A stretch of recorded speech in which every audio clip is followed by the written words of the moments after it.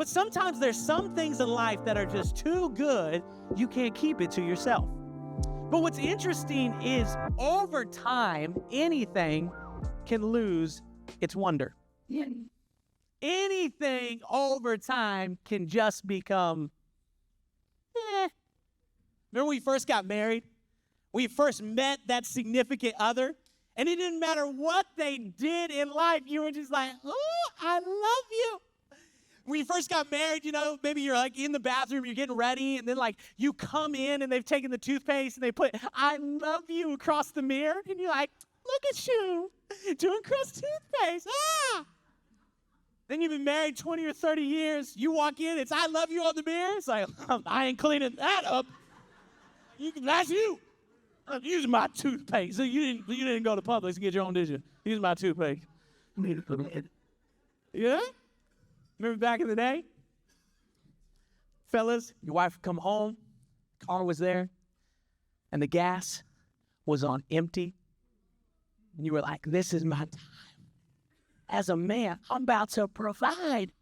About to fill up that gas tank. Oh, blessed be the name of the Lord. A year and a half goes by. Get in the car, it's on empty. You're like, I swear to God, this never happens again. Just kidding. Just kidding. It's funny, though. Over time, things become common.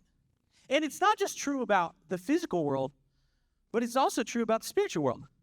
Remember when you first got saved? There wasn't nothing that could hold you down. I mean, Satan would come with his whole legion, and you were like, not today. Nowadays, you just hear that Satan may be in the room, and you're like, ooh, I don't know if Jesus is still that big. I don't know if he can still do that. Remember, you were praying for breakthrough. You were doing a Jericho march around everything. You were calling everybody saying, let's pray, let's ask. I mean, you were fasting for so long, you got a 6-pack, an 8-pack, and a 12-pack. I mean, you were looking good. And then you got your breakthrough. And blessed be the name of the Lord. You filled out a testimony card. You told everybody. But then a decade went on, and you said, yeah, God did it back then, but I don't know. Can he still do it today? Why do we allow the wonder of what was and what is fade away and make us even wonder about what could be? Honestly, it's our human condition. I mean, all of us are born with a propensity to sin. And if you don't think it's you, you're the number one culprit in the room. Because it's all of us. We were all born dead in sin. Dead, not functioning, flat line. That was you. You had no awareness about who Jesus was, about the good things of God, the understanding that the best was yet to come. No, we were all born dead in sin. And when we give our life to Jesus, he gives us a new heart. He gives us a new mind. He says the best is yet to come. Heaven's around the corner. But we're still stuck in this sinful body. And I don't know about you, but the older I get, the more things begin to start breaking. Like, I'm getting a little bit older, and I'm like, that check engine light comes on a lot more. Like, do they have WD-40 for my lower back? Because I could definitely use some. Like, literally, I'm doing workouts right now I never thought I would do. I was just telling some of the guys, I got into kettlebells recently. I love it. I'm doing, like, things, imagining picking up my children. I'm like, all right, let me try to do this right here. What's that? 30 reps of the back flex. I don't know. But that's how I'm picking up science right now. Like, I'm doing the weirdest things. And what's crazy is I tell some of you that in this room, a little more seasoned, and you're like, you don't even know what you're talking about. Like, you get 20 years down the road, you be wishing all you had was a knee light coming on. Why? Because we're all fading through. The best is yet to come, but it ain't in this life. But it's in a life that we cannot see. It is in a life that no one has ever seen, that we can't even fathom, that we can't even imagine. But it is a life that is already prepared for those who call upon the name of the Lord. Is that you this morning? Guess what? The best is yet to come. And that's what Christmas is all about. That's why we sit and stand and yell with an expectation, saying the one that knew no sin came, was born perfect, and then became sin so that we could have life and life to the fullest. Oh, it's so good. It's so refreshing. But there is one caveat about all that. We don't go through this life alone. We go through this life with other people. And sometimes that's a good thing. But then sometimes that's not that good of a thing. Sometimes we hear that people are going to be at the party we're going to and we're excited to see them. And then sometimes we hear certain people are going to be at the funeral we're going to and you're thinking, I wonder if they have extra caskets available. Because there's a few people I'd like to have a stern biblical conversation with. Life is hard by itself. And life is hard when you're in community. Well, not for me, Pastor. It's easy. Well, you haven't spent more than 5 seconds with somebody. I mean, just around this room, we got so many different people, so many different cultures, so many different ages, all kinds of different upbringings. Like I was talking to one of our beautiful ladies. She was raised in Jamaica, and she was raised on organic food. She didn't even have a refrigerator growing up. She would wake up every day, get the food. Like, it was amazing. And then you look at my life, I was born and raised on processed food, okay? Like, that was my life. Like, I was raised, chemicals was with me. That was a part of my story. And not only was that true in a physical context, but also in a spiritual context. Some of you were born into this world knowing you are beautiful. You're created for a purpose, that God formed you in your mother's womb before you began. But then some of us, we were told we were put in mama's womb because we were an accident. That something broke and made a little mistake along the way.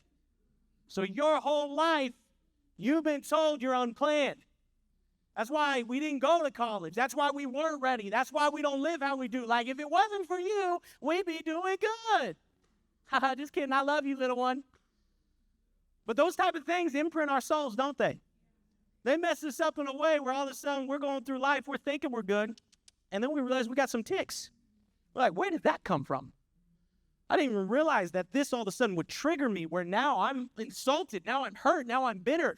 And then what happens is, the closer you get to community, especially in a spiritual context, the more ticks and brokenness you discover you have. Can I tell you, it's so easy to live life by yourself.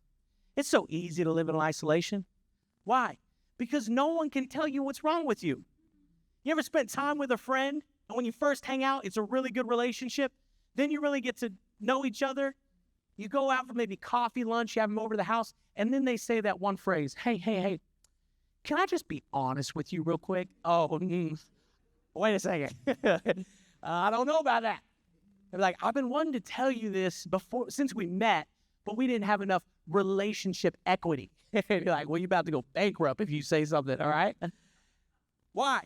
Because the closer you get to people, the more vulnerable you become. And the more vulnerable you become, the more broken pieces are going to begin to show. But can I tell you, the beauty of community is not that we fix everyone, but we become a beautiful mosaic that covers everyone. Right. See, all of a sudden, my weaknesses are your strengths. All of a sudden, where you're frail, I'm full. All of a sudden, where you can't make it, don't worry, I got a ticket with your name on it. That's the power of community. That's the power of sitting at the table and being the community you've been looking for. So what I want to do over the next few moments is give you 12 truths that I think are a priority to end the conversation on the table. Literally, this series could go on for a whole nother year just talking about things. But what I've titled the message today actually is Fine Dining. Fine dining. Anybody ever been to a super fancy, bougie restaurant before? Like one of those, if you don't show up with sleeves or a dress, like you're not getting in? Okay. I thought that was McDonald's as a kid. And then I got older and I was like, wow, okay. So the reason I call this fine dining, because if you've ever gone to a multiple course meal before, what you know is every single dish is its own experience.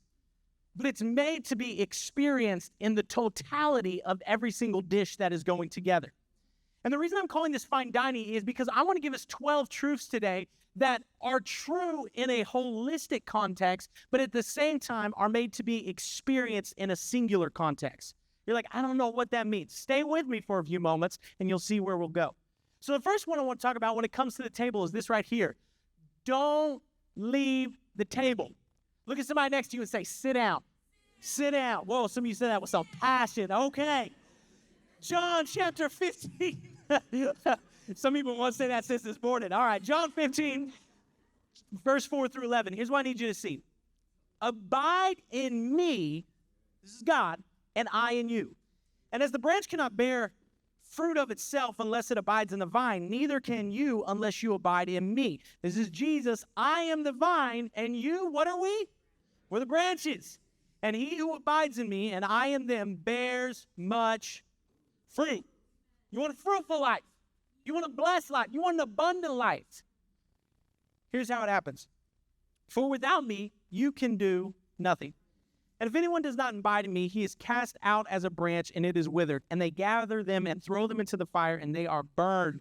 And if you abide in me, and my words abide in you, you will ask what you desire, and it kind of, sort of, maybe depends. No, it shall be done for you. Here's what's fascinating. When you abide in God, you understand the heart of God. So you beat in rhythm.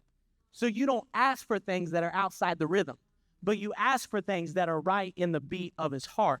And he says, absolutely, I'm going to do that, because that's exactly what I was thinking. Verse 8, by this my Father is glorified, that you bear much fruit, so you will be my disciples. So listen, this has little to do with hell. Most people hear this verse, they're like, that's right. If you don't do this, what I think you should do, God's going to burn you like a stick. No. What God is saying, hey, if you stay close to me, you're going to be blessed. If you stay in relationship with me, I got you. But if you try to go out on your own, it's going to get a little crazy. You're going to go through some storms and some challenges that you never had to go through. But because you didn't stay close, you're going to go through some things. But the great thing is, you're always allowed to come back and abide. Abiding doesn't have an expiration date. Abiding is always an open invitation. But the reason I titled this point, Don't Leave the Table, is because what happens is so many believers sit down at the table of God, they start eating that food, and all of a sudden, they're getting good and fat on the holiness of God. And they're like, man, this is an abundant life. This is a good life. I think I've had a little too much. I actually think I'm good. So now I think I'm just going to go do me for a little bit. But here's the problem. When you leave the table, you leave the source. And when you leave the source, you have a limited capacity of your source. So what happens is people get full on the things of the Spirit, and they go, oh man, I gotta go do me now. I used to read my Bible every day. I used to create intimacy that was just between me and him. But now we're doing good. So I'm just gonna focus on other things. I'm an entrepreneur. So I better focus on me and try to fit God in. Here's the problem. We get to a point where we're desperate for God. Then we get a fullness of God. And because we're full, we try to go somewhere else because it's listen, what you had to do to get to a level is still what you have to do to sustain the level. Some of us just keep playing the cycle of getting full, getting hungry, getting full, getting hungry. God's like, listen, if you would just sit down and stay at the table, not only would I get you full, but I would raise you up to build tables and feed other people. So you wouldn't have to live a life praying for your own hunger, but you would be a distributor of food. Many of us need to remember, let's sit at the table, not just at the bad times, but at the good times, when everything is fine, when the kids don't have a sickness, when the marriage is going great, when you got money in the bank, you got 2 gallons of milk because you're so blessed, you're going to buy an extra one. Why not live a little? Those are the moments you need to press in, because the reality is a storm is on its way. Walk with a lot of people. Junior high students, youth students, hospice, seniors, middle-aged, everything in between. Here's what I know about people. You're either going to a storm, either in a storm, or coming out of a storm. And regardless of where you are in the journey, you need to sit at the table and let the Father feed you. So number one, don't leave the table. Number two, leave the table better than you found it. You're like, hold on a second. First table is the kingdom of God. It's his table. It's Jesus' table. We're going to stay there. The second table is faith communities. We're going to talk about church and how you actually leave a church in a healthy way. Number two, leave the table better than you found it. Acts chapter 15, verse 36 through 41. Sometime later, Paul said to Barnabas, let us go back and visit the believers in all the towns where we preach the word of the Lord and see how they are doing. He's talking about his missionary journey. Hey, let's go back. But Barnabas wanted to take John, also called Mark. John Mark. You've heard that before in Scripture if you read with him. But Paul did not think it wise to take him because he had deserted them before. I can understand why. And had not continued with them in the work. And they had such a sharp disagreement. You ever had a sharp disagreement with somebody in church? That they parted company. And Barnabas took Mark and sailed for Cyprus, but Paul chose Silas and left. Now watch this. Commended, approved by the believers to the grace of the Lord. What just happened there? Two people that both love Jesus, full of the Holy Spirit, called by God and anointed, had a sharp disagreement. So what did they do? They fought like brothers, but then they separated and went their different ways. But they separated, commended, and approved by the community that was watching them. Let me say this.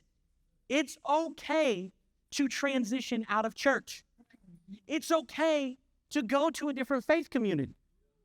But how you transition matters. And not everything needs a spiritual thing. I remember when we first started Collab, people are showing up to our interest party, and they're trying to share all the trash about a church. And I was like, listen, don't tell me about it. Like, go talk to your pastor. But then I would hear the story, and it's like people felt like they had to say, why did you leave that church? Well, I just felt like it wasn't being fed, and like, the music. And I'm like, what are you talking about? Listen, stay with me on this because this is going to go somewhere. Listen, the church's responsibility, stay with me the whole conversation, okay? The church's responsibility is not to feed you every day. The church's responsibility is to give you recipes to go home and make so you can feed yourself every day, okay? We show up here once a week. Now, I imagine most of us don't just eat on Sundays, okay? Most of us every morning, every lunch, every night, maybe a little bit at midnight, we getting down, all right? But when it comes to our spiritual soul, sometimes we're like, the church isn't feeding me enough. Listen. If you're waiting for somebody on stage to give you enough nutrients for your soul for the week, I'm sorry. You don't have a church problem. You don't have a pastor problem. You got a you and Jesus problem. Yeah. You got to figure out how to feed yourself. But also, when you come to the church, the pastor has a responsibility to give us the recipes of what we go home and what we do. But listen, there's going to be times in your life you're going to transition church. Listen, I love you. Some of you won't be at Collab.Church forever. That's okay. When that day comes, you don't need to have a reason. You don't need to be like, well, I didn't like this. No, some of you can just be like, hey, listen, I just feel like it's my time to go, and I want to go down the road. Awesome. Let us know so we can pray for you, so we can bless you, but also so we know what we're responsible for. See, sometimes as a shepherd of a flock, I got sheep. I didn't even know were my sheep. They'll be calling a year and a half later. They'll be like, listen, I don't have anywhere to stay. My grandma is needing to have a funeral. And also this is going on. And I'm like, oh, I'm sorry. I got a new phone. Can you tell me what your name is for your number? Like, I don't know what's happening. And they're like, oh, Pastor, you don't love me. And it's like, bro, I haven't seen you in a year and a half. Like, I love you. I do want to care. But like, you got to let me know what's going on in your life. I talked about 2 weeks ago, I had a dear friend come talk to me right before service, and they said, man, I'm glad you said that. I was starting to wonder why, you weren't calling me enough. But then I realized I have a phone too. I could call you. It's like, thank you. Like, I appreciate that. Now, I'm not saying everyone needs to call the pastor. That's actually the least important thing. We all need to be calling each other and building community. Right.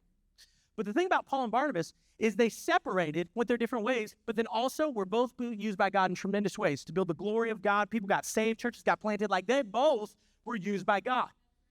And whenever we have disagreements in church, we don't need to figure out who's being used by Satan and which one is Jesus. No, sometimes we just have a difference of opinion, and that's okay. Look at somebody next to you and say, that's okay. And here's what's amazing. As people divide separately, God will unite them for the same mission. But notice this, how you transition out of one season will determine how you're going to exist in another season. That ain't true of church. That's true of your job. That's true of, God forbid, I don't want this to happen. You're going through a divorce right now. You're figuring out how you handle that will determine what you're going to walk in the next time. Every season you leave is the determination of how you're going to enter the next one. So make sure you're leaving well. But watch this. Whenever you transition well, whenever you handle just frustrations in faith community well, there becomes path for reconciliation. Because in 2 Timothy, Paul's still doing all of his business, and he's going, hey, by the way, John Mark, the guy that we had an argument about, the guy I didn't want anymore, hey, go and get him, because now he is available and needs to be with me. Did you see that? Because they did the right thing at the right time, it set them up to do a better thing at a better time.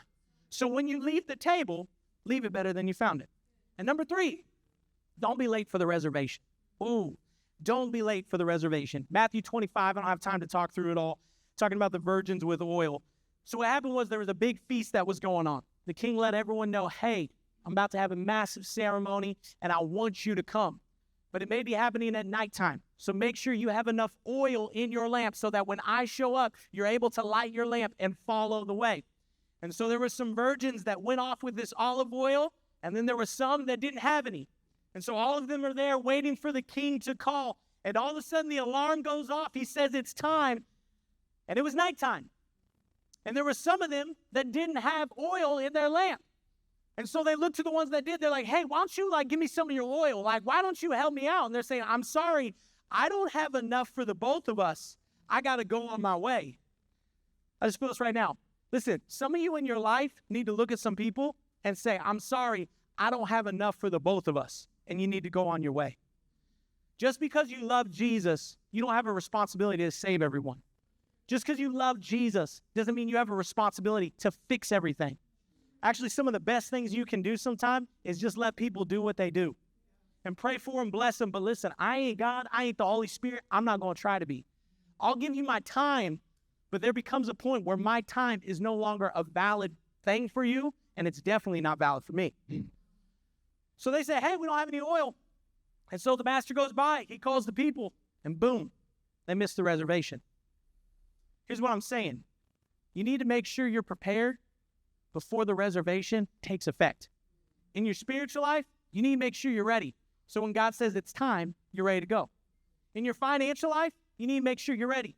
So whether it's time to do generosity, it's time to start that business, take that faith step, you're ready to go. You need to make sure that you're ready for the reservation.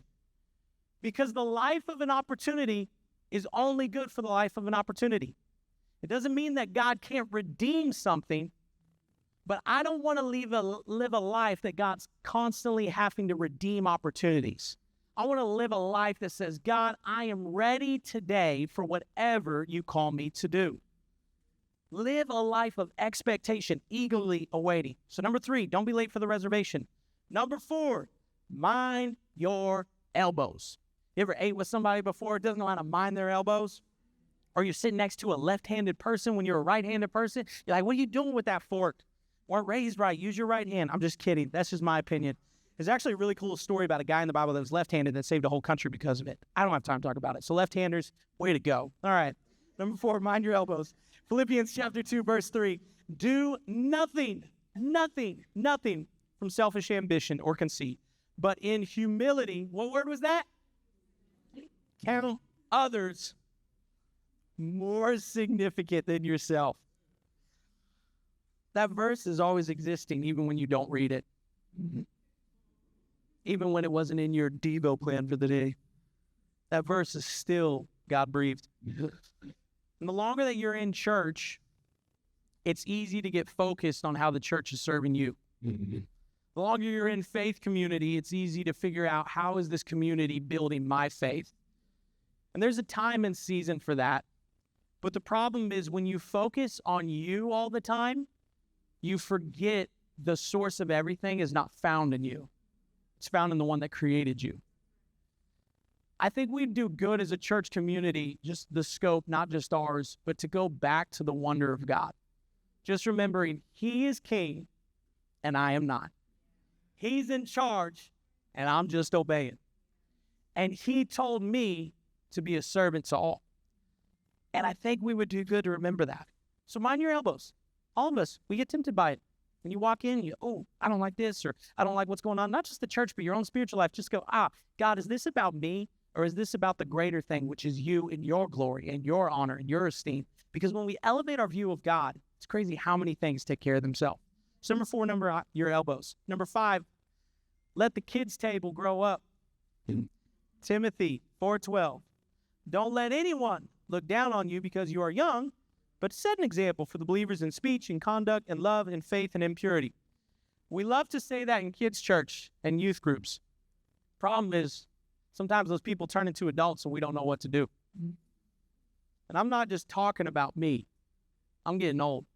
I'm talking about ages of those that are to come. Are you okay with the Bible being taught to you by someone that has less faith experience than you? See, there's a story in the Bible about a donkey, and in the original language it means donkey, and it was used by God to deliver a word from God. And what's crazy is this donkey wasn't even saved. I mean, that thing, it wasn't saved. But God used it to share a life-giving word. So if a God of all creation would use a donkey, how much more can he use a child? Can he use a student? Can he use someone that's in a season that you've already passed through? So let's let the kids' table grow up. And not just an age thing, but I'm talking about an experience thing. Some of you are managers, big companies, big businesses. Some of you are in a startup business, and you got someone that just came into your career field, and you're starting to see them get a little bit better, and you're like, who do they think they are? I've been working in this career for 20 years. They've been here 6 months, and they're already feeling like they can become a manager. Like they haven't put in the time. They haven't put in the salt. Listen. Let people become great. Someone else's greatness shouldn't intimidate you. If it does, you have an insecurity problem. You need to grow up. I know that's strong, but that's a big problem we have in this culture. We want everyone else to be lower than us instead of saying, how can I just become bigger? If I can make everyone small, then I don't have to change. If everyone else can just be, then I can be. Yay. So what we do is we suppress people and make them less than they should be instead of saying, God, how can you elevate me and those around me? So let's let the kids' table grow up. But part B to this point, let me say this. Let's let the adult table come to the kids' table. Because what happens is you got a lot of people at the kids' table, they're like, I can't wait till one day I get to make the turkey. I'm going to make the turkey this way, and I'm going to make it like this, and I'll lead my house this way and raise my kids this way, and if it wasn't for mom and dad, or if it wasn't for this person, if they get out of the way, then everything would be okay. Listen, that's cocky pride. That's not an honoring heart. God says to honor. And as you honor, you unlock blessings for your current season. Now let me say this. God didn't create you to live a decade of no purpose so you could finally get to a purpose. No, every single season has its purpose. And when we work in unity, we talked about a couple of weeks ago, young, middle, old, starting a career, old in the career, new to the career, whatever, when we work in unity, God demands a blessing. So if you want a blessed life, let the kids' table grow up and let the adults come to the kids' table. And number 6, this one right here, pay for what you eat. I love you. Let me say that first, and let me read this. Proverbs chapter 11, verse 24. The world of the generous gets larger and larger. The world of the stingy gets smaller and smaller. Let's say today after church, you go to a restaurant. I don't know. Let's count to 3. Everybody shout out your favorite restaurant. 1, 2, 3. That's great. I love that. Someone said chicken. I agree with that. Okay. Listen. Okay, you go to your favorite restaurant, and you get like a really nice meal. I'm talking, you get like filet mignon, you get the flounder, you get the sopa da day, whatever that is, okay? You like get everything. And all of a sudden you get done, but then you do a little something called the dine and dash. Anybody ever done the dine and dash before? Don't raise your hand. We at church, all right? Some of you are like, yeah, okay. You do the dine and dash. How many of you were to do that, you know, you getting they're putting your name up, like you're going to be in your picture. You ever notice that wall, you go to a place and they're like, these people are never welcome. And it's always the worst picture. They're like on the security camera and they're like, holding like that, you know? You're like, that's ridiculous. I would never do it at a restaurant. I would never do that. That's great. Here's my question. Are you doing that in church? Are you showing up and eating, but you ain't paying? I mean, some of us, I say that and you're like, oh, I need to start tithing. Well, yeah, that's a basic principle of generosity. We talk about that. But I'm talking about your time, your treasure, and your talent. Do you just show up and constantly consume? You show up late. You leave early. You don't connect with anyone. You're just kind of doing you. I'm just saying, if you're going to come eat at the table, make sure you're paying. Make sure you're paying. Well, why are you asking for my money? I'm not asking for your money. I'm asking for the gifts and talents you have that build the church. We need you to pay because you were made for greatness. And we don't want it to be just in the reserves that's in you. We want to know what's inside of you. We want to know your talents. We want to know your ability. We want to be a part of your life. Because whenever you don't pay, you're making us miss a part of our body. And I don't know if you've ever watched the Olympics, but on the Olympics, most people that compete at a high level have every part of their body. But the problem is we get to churches and we want incredible churches that only got one leg, 3 toes, and an arm and a kneecap. But then what happens is, God bless me, I love you. We have the audacity then to get mad for why they can't run. Why is my church like this? Why won't my church do this? Why do they act like this? Why do they behave like this? Why do they do like this? Why do they do like this? And it's like, hold on. It's crazy how many opinions you have, but you don't give, you don't serve, you're not involved, you're not engaged. You just show up and complain. I love you. But if you do not pay at the table, don't worry about the cooking. It's a free meal. Enjoy what you get. But the thing is, when you begin to pay, not only do you get an opinion at the table, but something better, you make it better. Because all of a sudden, we don't just have a crazy kitchen of people trying to go. All of a sudden, you walk in with your gifts, your talents, your abilities, and we go, woo, we didn't know we needed cumin. We're so glad you're here. We didn't know we needed more red flags. I didn't know that was how you add mangoes to a salsa and it'll change your life forever. Oh, God, that is good stuff right there. See, that's what I'm talking about. When you get to the table, you need to think, how can I pay and be a part? I'm not just talking about money. How can you pay with encouraging words? How can you meet someone new? How can you build the church? So pay for what you eat. And then number 7, try this special. Try this special. Isaiah 43:19, see, I am doing a new thing. Now it springs up. Do you not perceive it? Some of us go to the restaurant of our spiritual life and we say, I'll take the usual. God, I'll take what you usually do. I'll take what you usually have. My current Bible reading plan, I'll take that again for the 47th time. I'll listen to my same Spotify. I'll listen to my same worship, have the same conversations. I'll just do my usual. And God's saying, man, you don't even know. I got a brand new special out with your name on it. And it actually costs less and it's more enjoyable. It's everything that you need. So try the special because it's available. God's always doing a new thing. The question isn't, God, what are you going to do? The question is, God, what are you doing? So try the special. The next one, don't forget to get dressed. Don't forget to get dressed. Look at somebody next to you, say, I like your church fit. I like your church fit. Some of you, that touched your heart. You were like, I hope someone notices this blouse today. I love it. I love it. You ever have those clothes long enough they come back in style? Isn't that awesome?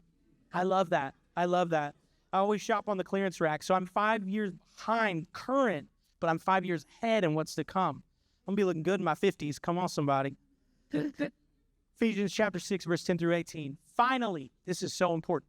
Whenever someone tells you finally, that means it's very important, but they also remember this will probably be the only thing you remember.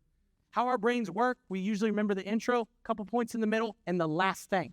So it says, finally, be strong in the Lord, and it is mighty power. Yes. How many know we're called to be strong in the Lord, mighty in power? Yes. But watch this. That is dependent on the second part. Put on the full armor of God. How much armor? Full armor of God. So that you can take your stand against the enemy. For our struggle is not against flesh and blood, but against the rulers, against authorities, against the powers of the dark world, spiritual forces in the heavenly realms. Therefore, put on how much? Full armor of God. So that when the day of evil comes, you may be able to stand your ground. And after you have done everything to stand, stand firm. Notice that. Put on the full armor of God so that when the day comes. Here's what happens. Many of us live our spiritual life. We're just going through. All of a sudden, the enemy's like, boom, I'm here. And we're like, oh, wait a second. Like, let me get my fit on. Let me check it out. Okay, I'm ready. No, You have to be ready before he shows up. Because he's going to show up, especially when you're not ready. Some of us are waiting to put the belt on of truth for when it's time to be truthful. Just live truthful, and you ain't got to put it on. Some of us are going, I can't wait till I find my significant other. Then I'll be righteous and pure. No, put on the breastplate of righteousness, have integrity and character before you have the divorce and affair trying to fix it. Listen, live ready. Then you don't have to pray, God, give me a miracle. You say, God, thank you, I'm already living in the miracle. Yeah. Notice the difference there. Some of us just pray survival prayers all the time. And God's saying, if you would just live in wisdom, then you can just be the miracle with skin on it.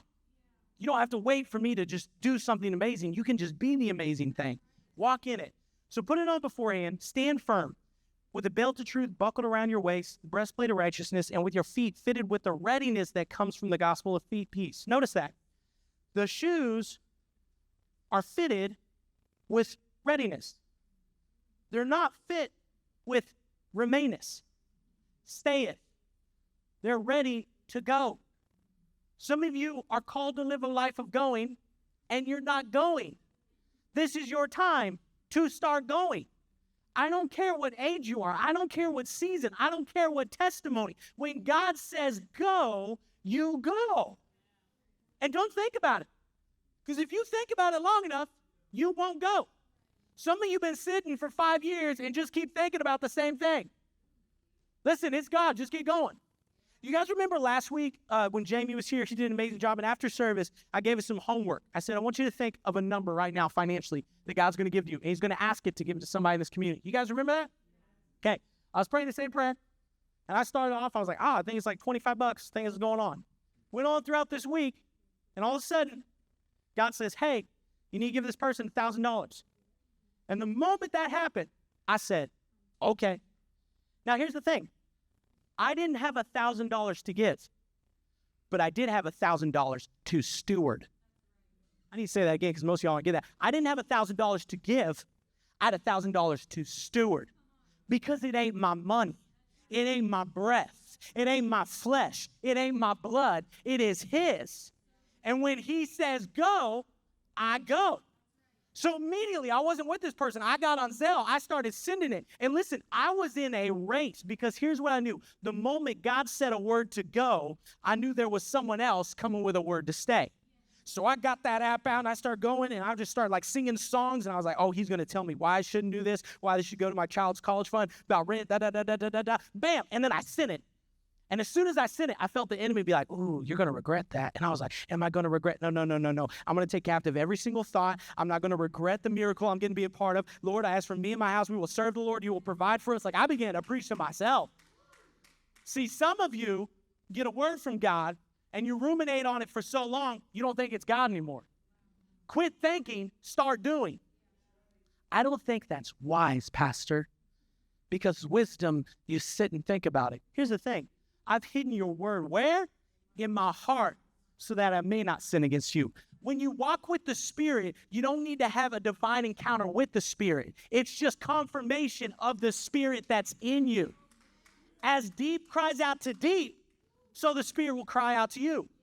Some of you want to do some deep things in your life, and it's time to quit living in the shallowness of things people don't see.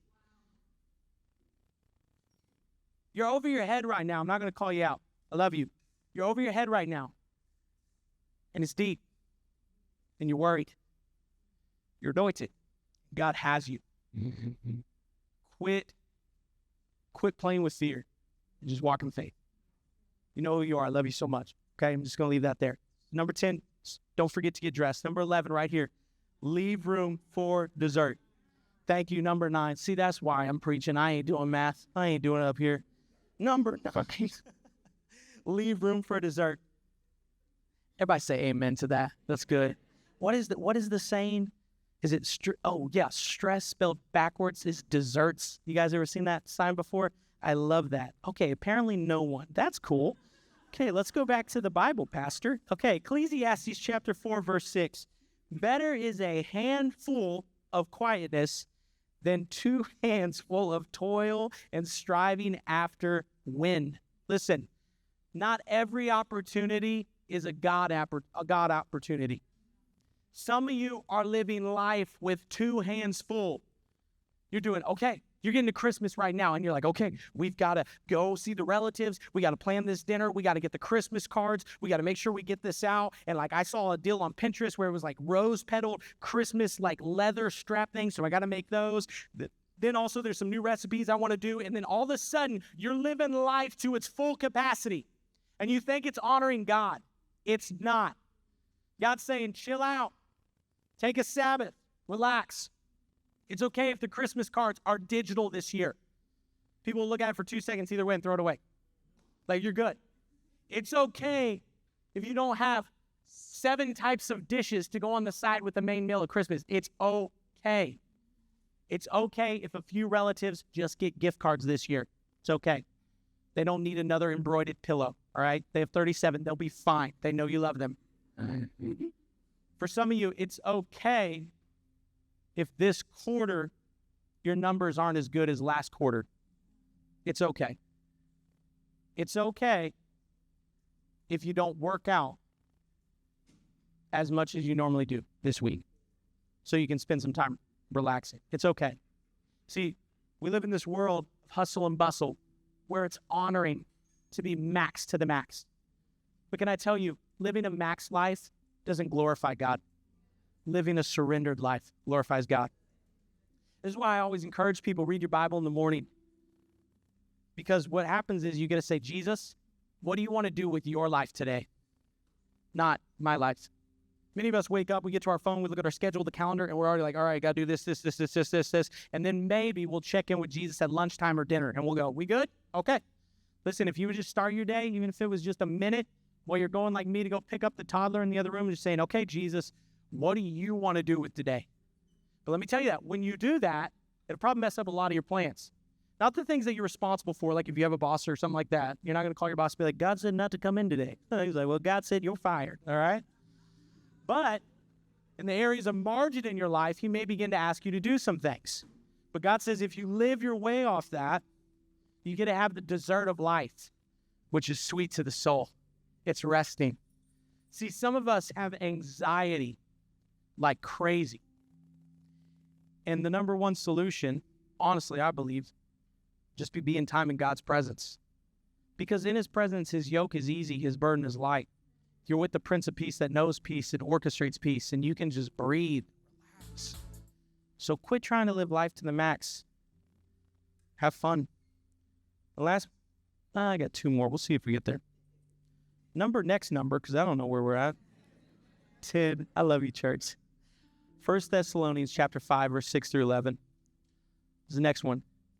Get off your phone. When you're at the table, get off your phone. Verse 6, so then, let us not be like others who are asleep, but let us be awake and sober. I'm going to stop right there. Some of us literally need to get off our phone. You're not on this life, you're not in this world for long. And studies show that the majority of people will live the best years of their life staring at a screen.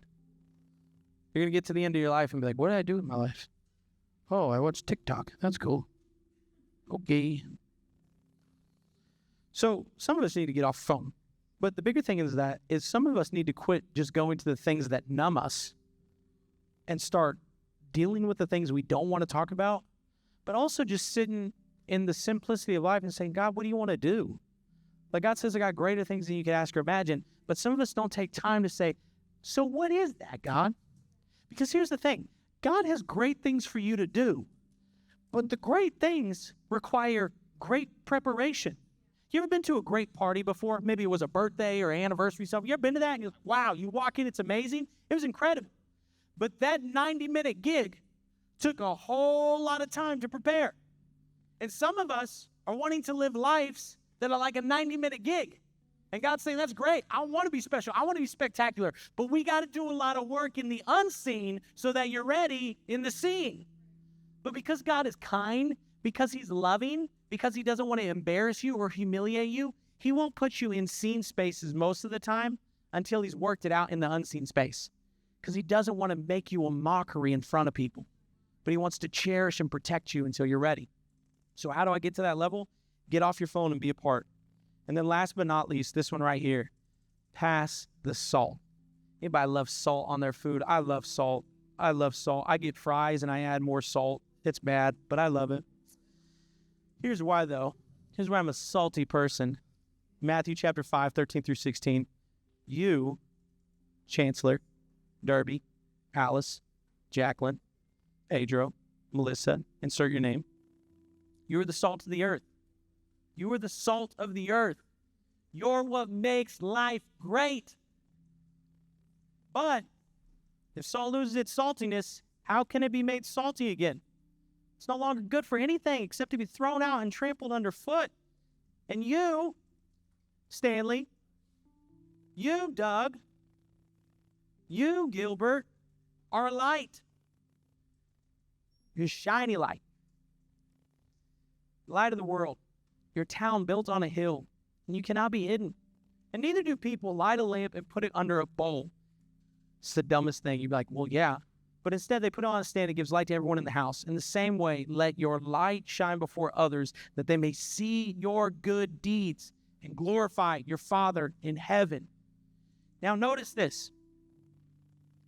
When you see something with your eyes, that means it's taken place in front of you. Here's the problem.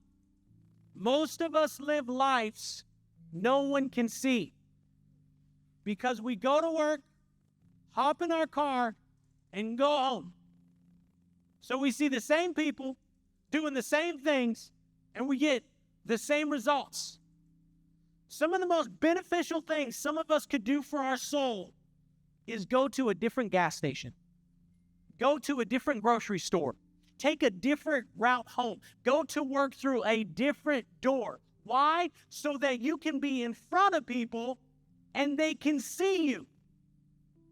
Most of the time I talk to church people and they start to get on, so like, Pastor, I don't know what to do. Like, I want to reach people with the gospel and I want to make a difference, but all my friends are Christians. Did I win? It's like, no. You need to go get some new friends. Go find some nice pagans and get a new friend. Where are they? We live in Miami. Go find them. Like, they here. We'll try the Chief Center. I'm like, hello. We're all there. But what I'm saying is we need to go and make a difference. Be a light in the world. But can I tell you something? To be a light, you have to go into the darkness.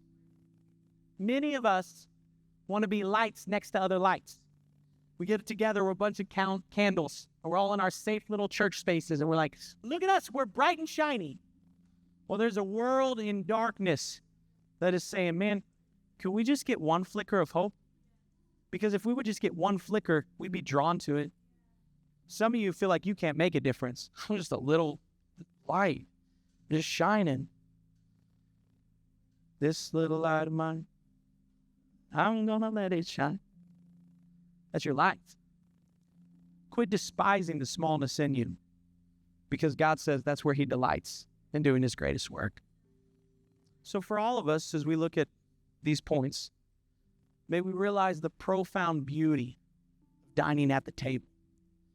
But may we not just keep the table to ourselves, but may we constantly be adding more chairs, more invitations, and more grace so that people can sit with us.